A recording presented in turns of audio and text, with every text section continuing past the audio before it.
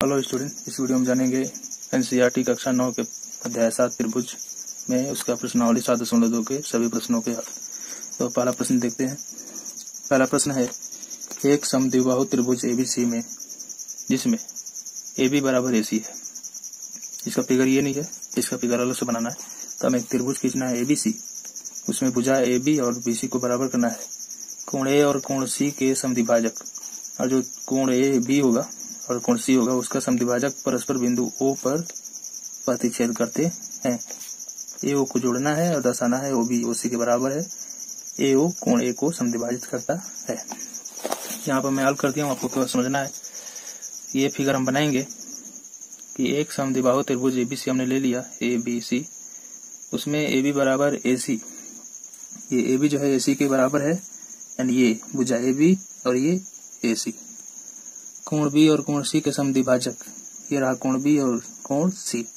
इनको समद्विभाजित करने वाली भुजा OB और OC परस्पर बिंदु O पर प्रतिच्छेद करते हैं।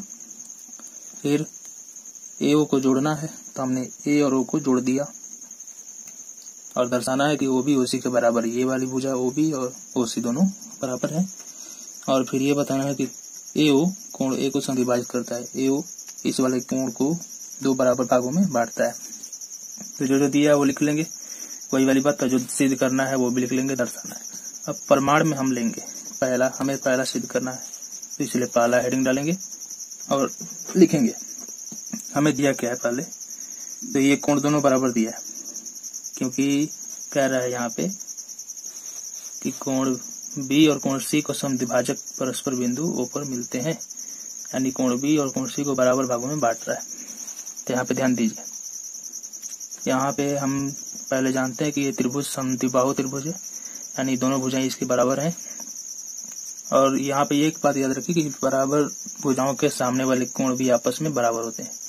तो ये वाला पूरा कोण इस बराबर भुजा के सामने और इस बराबर भुजा के सामने ये वाला पूरा कोण दोनों बराबर होते हैं। तो इसलिए हम लिख लेंगे कोण ABC बराबर कोण ACB। ABC मतलब ये रहा ABC यहाँ तक, और ACB का मतलब ACB, इस तरह जाएंगे। ये दिया हुआ है, आगे देखिए। अब इस कोण को हम क्या करेंगे, आधा करेंगे, यानी 2 से भाग करके आधा करेंगे। आधा करने से क्या फायदा होगा कि वो नीचे जो त्रिभुज बन रहा है OBC, उसमें का ये कोण बन जाएंगे। तो नीचे त्रिभुज का आधा करेंगे तो ABC का आधा नीचे वाला त्रिभुज का ले लेंगे OBC, यानी वो जो त्रिभुज बना था इस तरह OBC, इधर का कोण उधर OCB। तो ये दोनों कोण बराबर होंगे। अब बराबर कोण के सामने की भुजा बराबर होती, इसलिए हमारा OB बराबर OC प्रूफ हो गया।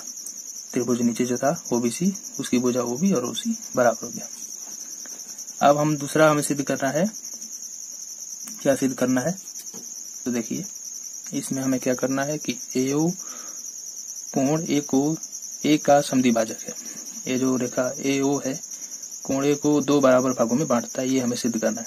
क्या करना पड़ेगा हमें, तो इसमें देखिए हम क्या करेंगे, त्रिभुज ABO लेंगे और ACO लेंगे और इसको सर्वांगसम करेंगे।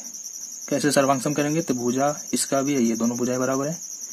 इसमें देखा जाए तो OB भी हमने अभी बराबर किया, OB बराबर OC अभी फिलहाल में, तो हमें भुजा मिल गया। और AO देखा जाए तो दोनों त्रिभुज में कॉमन है। तो इस प्रकार यस सर्वांगसमता नियम से दोनों त्रिभुज सर्वांगसम हो जाएंगे और ये कोण भी दोनों का बराबर होगा। तो दोनों जब कोण बराबर, इसका मतलब AO दोनों को बराबर भागों में बांट रहा है, यानी AO इसका समद्विभाजक, ये सिद्ध हो जाएगा। तो इसी तरह हम लोग लिख देंगे। अभी मैं बता दिया, इसको दिखा देता हूँ।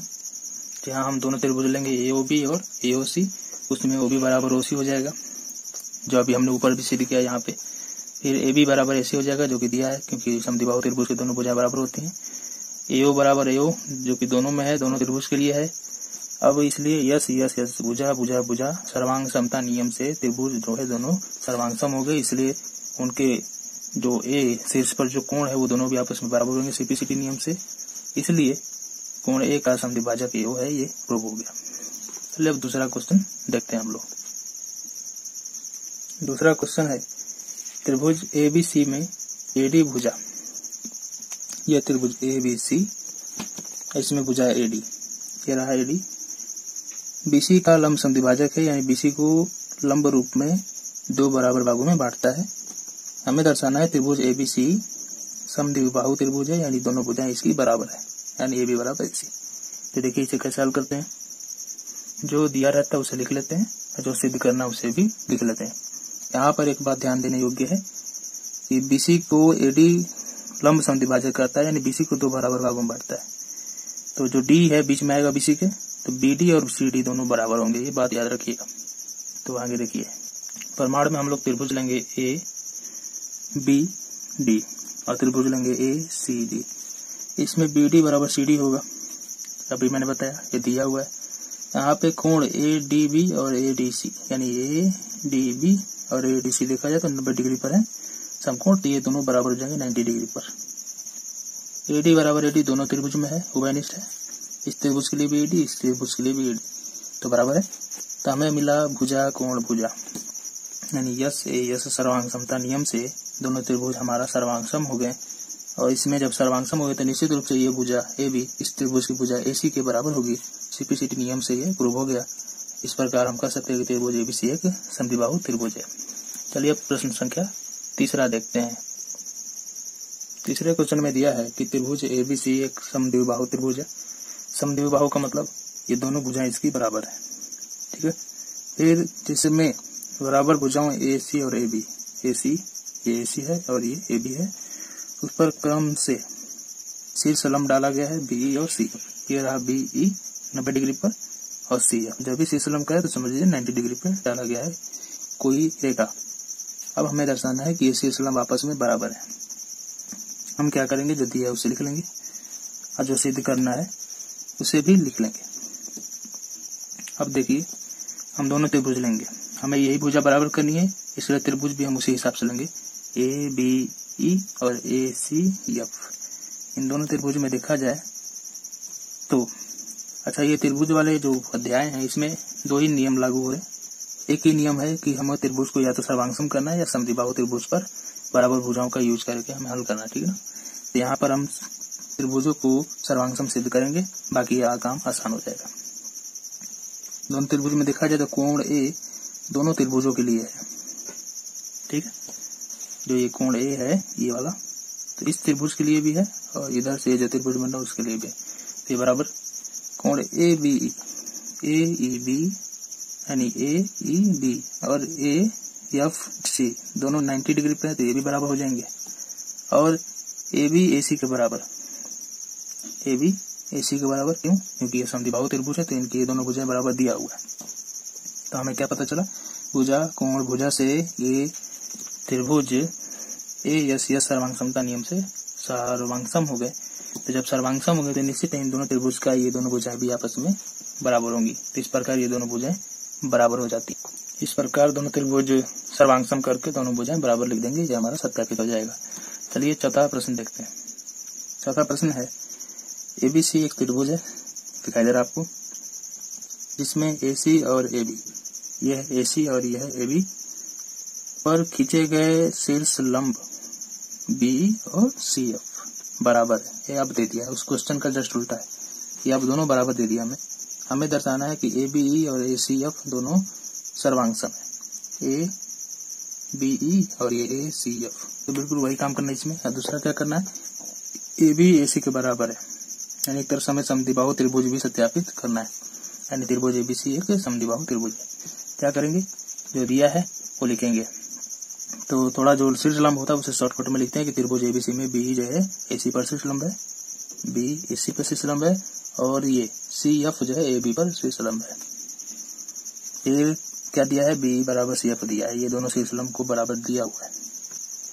हमें इन्हीं दोनों त्रिभुज को सिद्ध सर्वांगसम सिद्ध करना है, इसलिए इन्हीं दोनों त्रिभुज को लेंगे। क्या लेंगे, ABE और ACF, ये है ABE और ACF। फिर देखिए, अच्छा जो सिद्ध करना उसे भी लिख लेते हैं। अब प्रमाण में हम दोनों त्रिभुज लेंगे ABE और ACF। इसमें क्या करेंगे, तो हमें BE बराबर CF दिया है, जो शीर्ष लंब डालेंगे दोनों बराबर है, कोण A दोनों में शामिल है, ठीक है। यहाँ पे आप देख सकते हैं कि कोण A दोनों त्रिभुज के लिए है। अब कोण AEB और AFC दोनों 90 डिग्री है, ये दोनों कोण। तो हमारा यहाँ पर देखा जाए तो क्या मिला हमें, ए यस मतलब भुजा कोण कोण यानी कोण कोण भुजा सर्वांग समता नियम से दोनों त्रिभुज सर्वांग सम हो गए। ये हमारा प्रूव हो गया। तो अब हमें क्या करना है, ए बी बराबर ऐसे सत्यापित करना है। तो जब ये दोनों त्रिभुज सर्वांग सम है तो निश्चित है दोनों भुजाएं भी बराबर होंगी सीपीसीटी नियम से। ये दोनों त्रिभुजों में ये दोनों भुजाएं भी ए बी और ए सी भी बराबर होंगे। तो इस प्रकार ये भी हमारा प्रूव हो जाता है, यानी त्रिभुज एबीसी एक समद्विबाहु त्रिभुज है। ये हमारा प्रूव हो गया।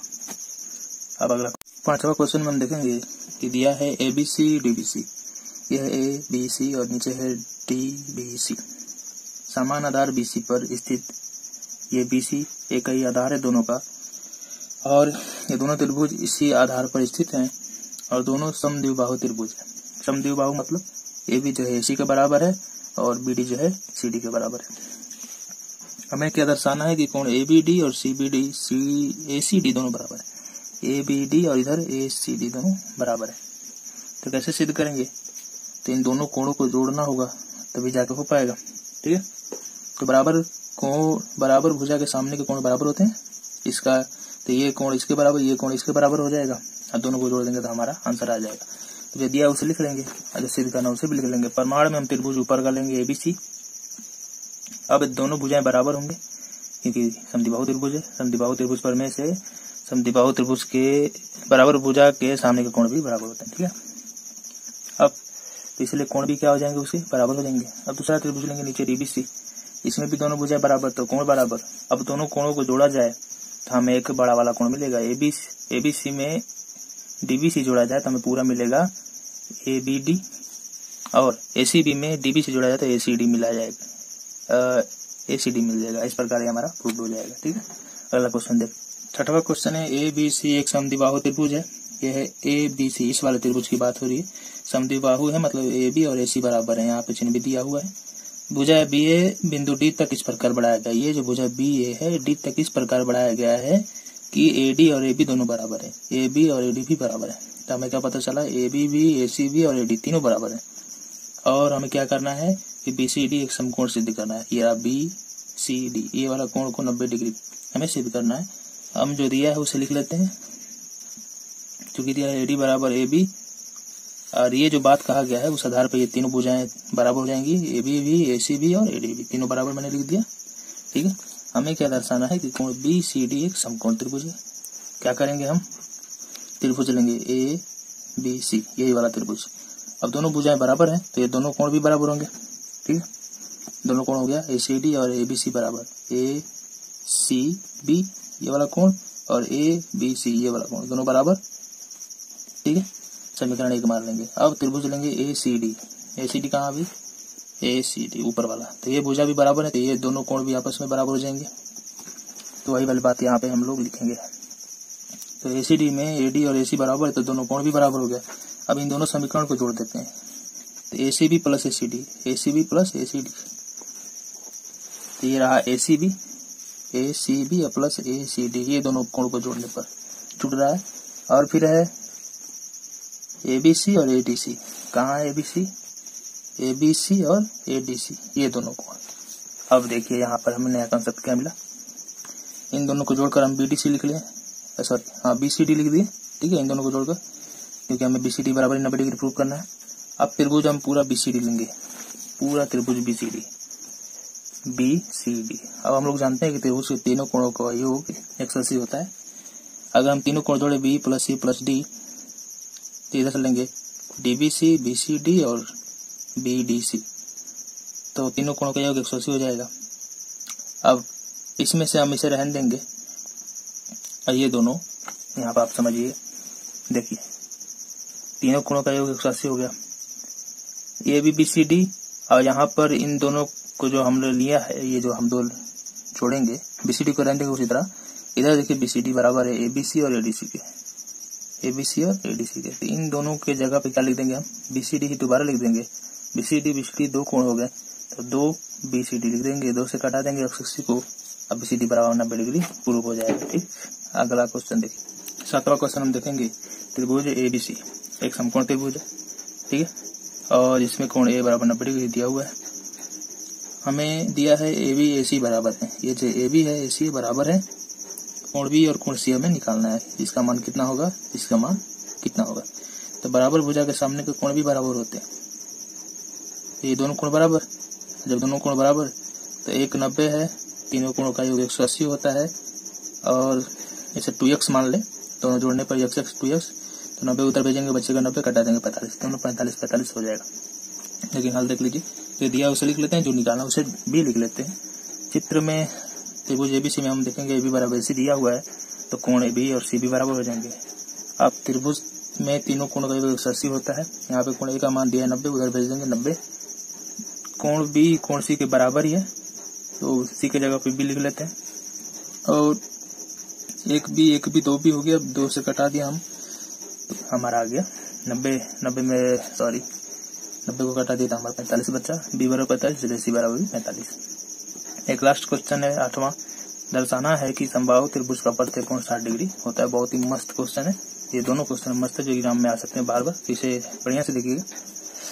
हमें दर्शाना है कि समबाहु त्रिभुज का प्रत्येक कोण 60 डिग्री होता है। समबाहु त्रिभुज मतलब तीनों भुजाएं समान हो, बराबर हो, तो तीनों कोण भी बराबर होंगे। ये हमें पता चल गया कि बराबर भुजा के सामने के कोण बराबर होते हैं। इसके बराबर का ये, इसके बराबर ये, इसके बराबर ये, तो सभी तीनों कोण बराबर।